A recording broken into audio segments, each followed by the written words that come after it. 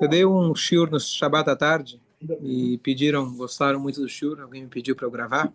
Então, como vocês não estavam aqui, eu vou, no pouco tempo que a gente tem, mas logo no início da Parashá de Itró, a Torá conta que Itró trouxe a esposa de Moshe ao encontro de Moshe no deserto e trouxe junto os dois filhos de Moshe, Gershom e Eliezer. E esses filhos, eles somem do mapa. Moshe Rabbeinu, lá no final da vida dele, quando ele vira e fala para Hashem, olha Hashem, chegou a hora, né, quem é que vai me substituir? Então ele não está claramente na Torá, mas está aludido na Torá, ele tenta, olha eles aí. Hashem fala, não, teus filhos, eles não vão ser aqueles que vão te suceder, vai ser Yoshua, ele fez por merecer, ele se dedicou, ele estudou Torá, ele estava do teu lado o tempo todo, e aí Moshe Rabbeinu não teve eles como sucessores. Mas não só isso, parece ainda na Torá, que a Torá parece que faz questão de omitir eles. Porque em Parashat Bamidbar, lá na frente, a Torá fala, essas são as gerações de Moshe. Você esperaria que dissesse os filhos. Então a Torá fala, aliás, essas são as gerações de Moshe e Aaron, e aí fala Nadav e Avihu, que são os sobrinhos. Omitiu por completo os filhos dele. Parece que a Torá faz questão de não nem mencionar. De lá a gente aprende que os alunos são como filhos. Tá bom, bonito, legal, mas cadê os filhos? Sumiram. Então, essa é uma curiosidade, uma coisa que eu tentei ir atrás, porque realmente na literatura não temos muita coisa a respeito deles, que aconteceu com eles depois. Mas o que a gente tem é desse momento que eles vêm, eles aparecem, a gente pode analisar esse momento que a Torá conta deles, se a gente analisar de uma maneira um pouco mais aprofundada, a gente vai talvez ter alguma ideia do que aconteceu com eles, ou por que será que a Torá não menciona eles, por que eles não têm o mérito, que inclusive pela própria Torá, a prioridade de uma posição de liderança é para os filhos. O filho tem prioridade sobre outras pessoas. Então, por que será que eles não mereceram? Então, vamos lá. Então, a Torá começa contando, fala que o Itró ele veio, saiu de Midian, com a esposa de Moshe, com esses dois filhos. E a primeira coisa que surge é, se você leu a Torá antes, você sabia de um filho. Que esse filho, ele nasceu lá quando Moshe estava em Midian, que era o Gershom. E o nome, a Torá dá para a gente aqui o motivo, Gershom, eu era estranho. Ele era estranho, estava numa terra estranha, então ele deu o nome do filho em relação a isso. Mas agora, de repente, e o segundo filho, Eliezer. Peraí, onde nasceu? Quando nasceu? Ninguém fez aniversário, ninguém cortou cabelo, bar mitzvah, né? Ninguém comemorou. De repente, a Torá, e ele veio com os dois filhos, como se fosse uma coisa que você já subentendia. Será? Por que a Torá não contou no dia que ele nasceu, algum momento anterior, bem nessa hora que Itró veio com os dois filhos? O lugar de onde uma coisa aparece na Torá tem um significado. O Eliezer tem uma circuncisão tardia? Quando ele está voltando. Sim, esse é o Gershom. Esse é o Gershom. Verdade que tem discussão. Está escrito que é o filho. A verdade é que eu vi que tem uma discussão. Tem uma discussão qual dos dois filhos que é. Mas o nome de Eliezer não aparece na Torá quando a história do anjo que engole o bebê, quando Moshe está indo para Mitzrayim, pode ser que era o Eliezer, mas a Torá não conta. A Torá não fala o nome dele. Então, o nome de nascimento de Eliezer não consta. E aí, a outra pergunta é, bom, primeiro que aparece aqui de repente, segundo que a Torá volta e repete o motivo do nome de Gershom. Quando ele nasceu, a Torá já falou, Gershom significa ele era estranho, uma terra estranha. Então, porque a Torá repete, a Torá nunca se repete à toa. E aí a Torá fala, o segundo filho, esse filho já apareceu de repente, né? E aí a Torá fala, olha, sabe o motivo que ele chama assim? Peraí, você me contar quando ele nasceu, que ele chama assim porque do que Avi Bezri, porque Deus me salvou do faraó. Porque quando o Moshe ele foi fugir do Egito, que ele foi, delataram ele, dataram Aviram, então o Midrash conta que o faraó chegou a pegar o Moshe, ele ia cortar a cabeça do Moshe, Deus endureceu o pescoço dele, a espada quebrou e Moshe fugiu. Então ele deu o nome do segundo filho como Eliezer, mas isso aqui aparece agora, Kel é o nome de Hashem, Ezer ajuda, Hashem me ajudou. Então é estranho aonde eles aparecem, como eles aparecem, a explicação do nome dentro de um contexto que não tem muito a ver com o nascimento deles, com a presença deles. Lembrando que essa é a última vez que vai aparecer o nome deles na Torá. Que é um nome repetido, né? Talvez seja o primeiro nome Que é repetido na Torá, sim, É. porque a gente tem Eliezer, o servo de Abraham. Nunca, sempre Boa, é um boa. nomes originais, agora é um nome que já apareceu. Boa, boa. Então, mais uma pergunta, só para confundir um pouco mais. O nome do primeiro é que ele era estranho, estava numa terra estranha, para Midian. O nome do segundo é que Deus salvou ele, salvou o pescoço dele do Paró. O que aconteceu primeiro? Primeiro Deus salvou ele e ele fugiu, ou primeiro ele foi para Midian? Ele fugiu. O Paró tentou cortar a cabeça dele, ele fugiu, aí ele foi lá para o sogro, né, conheceu a Tziporá, casou, etc. E aí ele estava numa terra estranha. Então, a ordem dos nomes tá fora da cronologia. Então, tem uma resposta que um dos comentaristas ele traz, de que quando nasceu o primeiro filho, ainda ele não se sentia seguro em relação ao Faraó, porque ele fugiu, mas qualquer motivo a Interpol, né, vai achar ele, vai deportar ele lá e ele vai. Então, quando ele dá esse nome para o filho, quando ele já se sente seguro, quando Hashem fala para ele, volta para o Egito, que as pessoas que queriam te matar, eles morreram. Na verdade, significa que eles tinham perdido o dinheiro que eles tinham, eles perderam a posição de importância. Então, agora que ele já tinha a promessa de Hashem, então o primeiro nome, Gershom, o primeiro filho é Gershom, porque ainda ele não se sentia seguro. Agora que Hashem já falou, você está seguro? Então aí ele falou, Deus me salvou. Ele já se sentia completamente seguro. Mas uma resposta técnica. Tem mais um midrash muito curioso, muito difícil de entender, que quando Moshe Rabbeinu ele chegou em Midian, essa não segue a interpretação do Rashi, mas assim está no midrash, de que quando ele se casou com a Tzipora, o sogro fez com ele uma condição.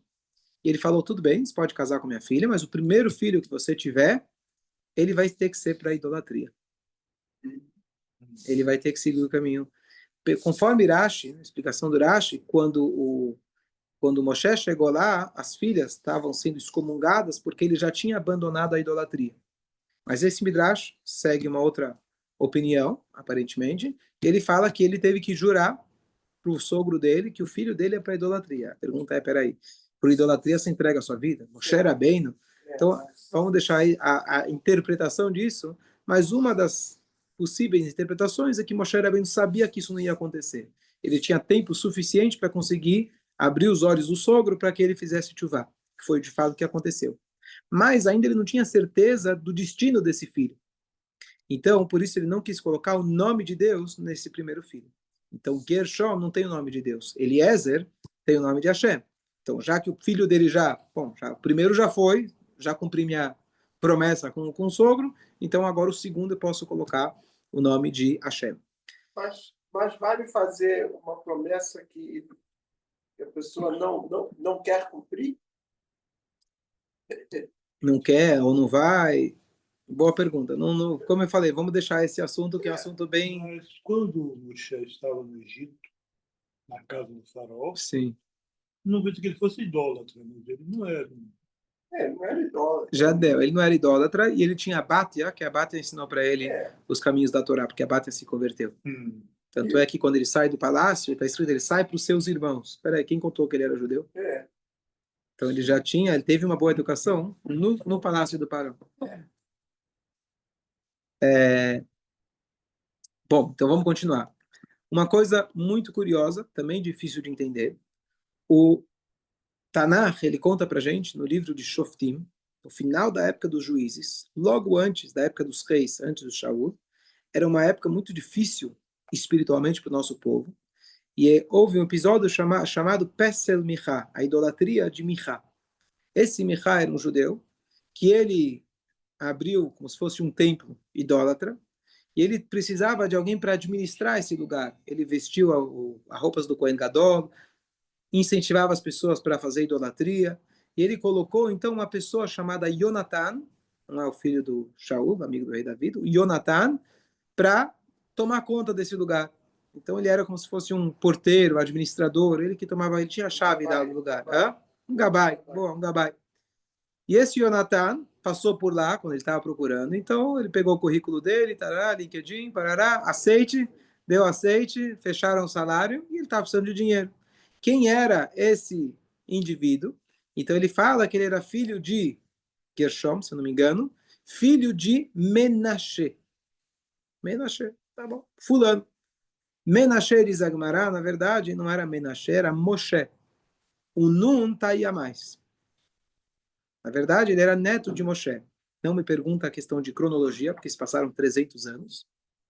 Mas, minimamente, ele era um descendente de Moshe. Por que o nome é mudado para Menashe? Porque Menashe foi um rei que ele fez idolatria. Então a Torá colocar o nome de Menashe, provavelmente também para encobrir Moshe e não deixar explicitamente que o neto de Moshe era idólatra. Então essa história da promessa de Moshe para o sogro acabou acontecendo mais ou menos com esse neto. E aí você pergunta, peraí, os filhos já desaparecem do mapa, e ainda chega o neto de Moshe, imagina, Moshe Rabbeinu, e ele está... Então, na verdade, ele não fazia idolatria, ele assumiu esse papel por Parnussa, precisava de Parnassá, fazer o quê? E ele, inclusive, quem vinha lá, ele até falava, olha, não vem aqui, não, esses caras aí não dá em nada. Mas ele estava ganhando o salário dele da casa de idolatria. Então, não é uma coisa muito agradável. Mas essa promessa de Moshe parece que numa geração posterior acabou acontecendo. Então, vamos ver que coisa, uma coisa curiosa. A Torá conta o nome deles, os nomes deles e o motivo dos nomes deles quando Itró está vindo. Na verdade, esses nomes estão aqui para representar o que motivou Itró a vir. E por isso a Torá coloca aqui uma possível explicação. Por isso a Torá coloca aqui os nomes deles e deixou para contar o nome dele e o motivo do nome dele. A Torá repete um dos nomes, explicação dos nomes de adiante. Por quê? Gershom. Ger, o que é Ger? Estrangeiro convertido. O que Itró estava vindo fazer? O que Itró estava vindo fazer? Saiu lá de Midian para se converter. Gershom. Provavelmente que ele sentiu também que ele era estranho lá. Ele sentiu um estranho em Midian. Não é mais meu lugar aqui. Gershom. Faz sentido? E a Torá vai lá e te explica. Gera e Tiberes no criar. Toda uma terra estranha. Então a Torá vai lá e conta o nome porque ele olhou para o neto e o nome profético que Moshe já tinha dado, ele falou, opa, esse neto está aqui comigo, não é para ficar aqui cuidando do neto e ficar de babá com ele a vida toda e transformar ele num idólatra. Gershom, eu estou estranho, não pertenço aqui. Segundo nome, Eliezer, que Eloquei Avi Bezri, vai atzilene mecheref paró, Deus salvou da espada do Egito. O que a Torá conta para a gente? Por que Itró foi até Moshe?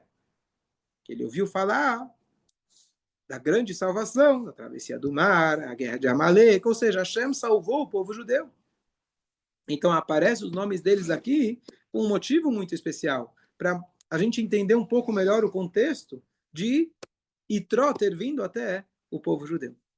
Mas o Itró era conselheiro, conselheiro do Paró. Do Paró, já Sim. tinha fugido, Sim. já não queria. Porque ele ficou, sim.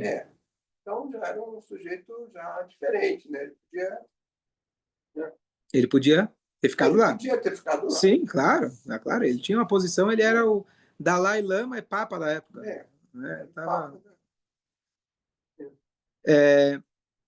Agora, continuando, como que eles foram parar na casa de Itró, esse neto, os dois netos, e a Tzipora? Por que eles não estavam com o povo? Então, o Rashi ele traz para a gente que quando Hashem fala para Moshe, vá para o Egito, lá para tirar o meu povo, o Aaron sai para encontrar o Moshe que ele estava vindo, e aí ele vê Moshe chegando, uma mishpucha, família, certo? Tá vindo lá, uma babá, uma empregada, o burro, o camelo. Fala, opa, eu entendi que você veio, mas o que a turma tá fazendo aqui? Né? Ele fala, Deus mandou eu vir, tô vindo com a família. O que você acha que aqui é o Cairo, fazer turismo no Egito? A situação aqui não está muito agradável para nós. Você vai trazer aqui mais gente? Cuida deles. E aí Moshe Rabbeinu escutou o conselho do Arão. E ele mandou a esposa com os dois filhos ficarem tranquilos. Só que aqui, quem sou eu para apontar o dedo para Moshe? Nunca a gente quer apontar o dedo, muito menos para um tzadik, é mais para a gente aprender a lição. Aqui ele poupou os filhos do sofrimento, mas ele poupou deles a oportunidade de crescimento. Que às vezes a gente quer blindar os nossos filhos dos problemas da vida e a gente deixa de preparar eles para a vida. Se a gente não ensina aqui que é frustração para os nossos filhos, então vai chegar na vida e ele vai esperar que tudo vem pronto. Nem sempre. Nem sempre você vai... nem sempre não. Normalmente não. A vida traz bastante frustrações. Então, Moshe Rabbeinu tirou a oportunidade deles de estarem no Egito. Eles estariam protegidos. Quem sou eu para... Ele seguiu a orientação do irmão mais velho dele. Mas, aqui fica uma lição de que eles não tiveram ao lado do Bnei Israel no Egito. Mais um detalhe curioso. Fala. Eles também passam muitos anos longe de Moshe. Boa. Não são mais Então, crianças. boa. Então, a educação deles foi distante de Moshe. Mas acho que Tzipora deve ter dado um bom fino para eles. Até aí, não estou preocupado, porque Moshe era bem no... Com certeza a esposa dele podia dar a boa educação para eles. Em cima, você já escutou, vai escutar de novo. E já falei com a versão 2.0, com a correção que você me... Então, ele poupou eles. E o que ele poupou? Então, abri um parênteses. Vamos voltar para o nome que Moshe Rabbeinu tinha dado para o primeiro filho. Gershom, sou estranho. Peraí, você é estranho aqui na Midian? Tá, aonde é a tua casa, então? Onde era a casa dele? No Egito? No Egito. O Egito, Moshe Rabbeinu, no Egito é minha casa. Egito, minha casa, minha vida. Aqui é a minha paixão. Aqui é a minha nação. Como assim? Ele estava mais estranho. Onde ele estava estranho? No palácio do Paró, ele estava... Lá era a casa dele? Você acha que Moshe Rabbeinu sentia que lá era a casa dele? Moshe Rabbeinu, onde Paró queria matar ele? Não, agora eu estou estranho. Qual a resposta? Aonde era o lugar de Moshe? Com o povo judeu, exatamente. O pastor está ao lado do povo. Então, apesar que estava geograficamente no Egito, mas ele sabia que o lugar de Moshe não era Midian, ele precisou sair. Mas ele queria estar ao lado deles, continuar ajudando, assim como ele já tinha começado a ajudar. Então, quando ele tem o filho, ele fala, me sinto estranho. O lugar do Yehudi, o lugar de Moshe, está ao lado dos Yehudim. Os filhos dele não tiveram essa oportunidade. Não tiveram ao lado. Não viram as 10 pragas. Não viram a travessia do mar. E conforme uma das opiniões, se o Itró veio depois da outorga da Torá, eles não estiveram na hora que Hashem deu a Torá. Alguém vem perguntar depois, e eu vi uma explicação, que talvez as almas deles vieram, porque todas as almas vieram escutar, mas fisicamente não estavam talvez lá, ou que tem uma opinião que fala que eles foram e voltaram, mas com certeza perderam a saída do Egito. Imagina agora, vamos colocar o novo chefe do povo de Israel, que cresceu blindado, protegido, e não sabe o que essa turma passou. Mesmo que fosse a segunda geração, você não passou por isso. E quem não passou por isso não tem como se tornar um líder do resto do povo. Então, achei essa explicação muito, muito curiosa. E eles realmente não se tornaram líderes do povo judeu. Mas a Guimarães conta para a gente de que ninguém sabe aonde Moshe Rabbeinu foi enterrado. Está lá. Ele foi enterrado, Bagai, Mubet. A gente não sabe. Por que não? A explicação simples é porque senão ia tornar ponto turístico, ia virar talvez uma idolatria, etc. Então Moshe não quis. Mas a explicação mais profunda é que Moshe não está enterrado. Moshe ele continua vivo. Moshe está na Torá. Moshe está em tudo aquilo que tudo que ele transmitiu para a gente. Moshe, se não se apontar, aqui jaz Moshe. Hasta la vista. Morreu. Não, Moshe não morreu. Moshe não terminou. Moshe continua e continua cada vez mais. Moshe está aqui presente com a gente. Então eu pensei, a mesma coisa a gente pode falar em relação aos filhos de Moshe. A Torá não conta para a gente o que aconteceu com os filhos. E parece até que a Torá omite. Quem são os filhos de Moshe? A Torá fala os sobrinhos, que eram os alunos principais. Quem são os alunos de Moshe? Nós. Somos nós. Então não tem Moshe deixou os filhos, Moshe não é apenas um pai. Moshe Rabbeinu é o pai de todo o povo de Israel, o professor de todo o povo de Israel, Rabban. Ele é o Moshe Rabbeinu, certo? O nosso Rebbe, o nosso Rabbe, nosso Rav, nosso mestre mor. Então, quem é a continuidade de Moshe Rabbeinu? Somos nós. Então, algumas possíveis explicações em relação à omissão dos netos. E aqui uma coisa curiosa, voltando para aquele neto ou descendente de Moshe, que ele foi cuidar daquela casa de idolatria. O Navi conta para a gente, na continuação, que Davi Amelech, quando ele virou rei, ele estava procurando alguém para cuidar das finanças. E aí ele encontrou uma pessoa que ele viu que as qualidades dele condiziam para aquilo que ele precisava. Quem era? Aquele Jonathan, aquele que cuidava da casa de idolatria. Pergunta a você, você contrataria ele para trabalhar? Esse homem que era o zelador, administrador da casa de idolatria para cuidar das finanças do rei Davi? Mas aqui, essa frase eu não contei no Shabat, eu ouvi isso do rabino-chefe atual, rabino Kalman Ber, dos Ashkenazim de Israel. Ele foi num Fabrenga que teve véspera de Yud Shvat, 2 semanas atrás, com um dos rabinos mais importantes lá de Israel. E então ele foi lá e ele contou essa passagem. E ele falou, Davi Amelech era um pastor. Moshe Rabbeinu era um pastor. O que a gente aprende de Moshe?